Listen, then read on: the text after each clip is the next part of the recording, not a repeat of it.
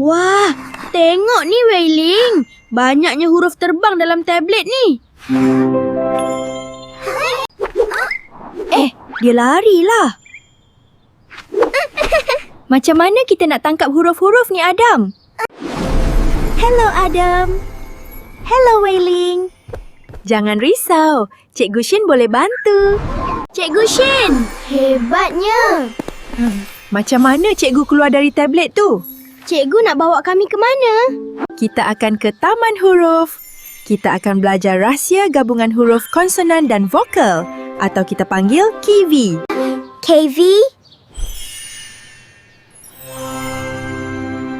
KV? KV?